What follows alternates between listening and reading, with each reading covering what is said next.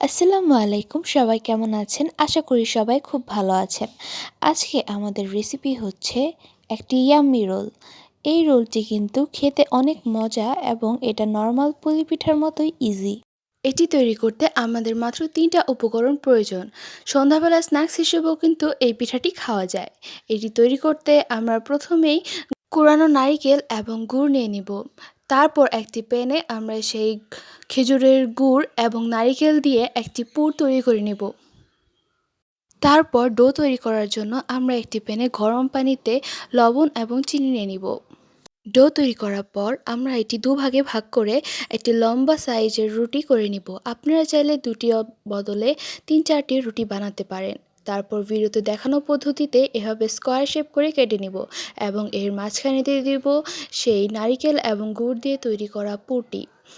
ভিডিওতে দেখানো পদ্ধতি অনুযায়ী এভাবে ফ্ল্যাট করে আমাদের পুরটা সেট করে নিব। তারপর ইয়াম্মি রোল দুটো আমরা স্টিমে দিয়ে দিব। রোলটা ভালো করে সিদ্ধ হয়ে গেলে আমরা তখন নামিয়ে নিব এবং ঠান্ডা হওয়ার পর আমরা নাইফ দিয়ে এটা স্লাইস করে কেটে নেব। দেখতেই পাচ্ছেন এটা কতটা লোভনীয় হয়েছে এবং খেতেও কিন্তু এটা অনেক ইয়াম্মি হয়েছিল। যারা পুলি পিঠার ঝামেলা এড়াতে চান তারা কিন্তু অবশ্যই এটা বাসায় ট্রাই করতে পারেন। এটা কিন্তু খুবই ইয়াম্মি এবং খুবই ইজি। সবাই ভালো থাকবেন। Take care. আল্লাহ হাফেজ।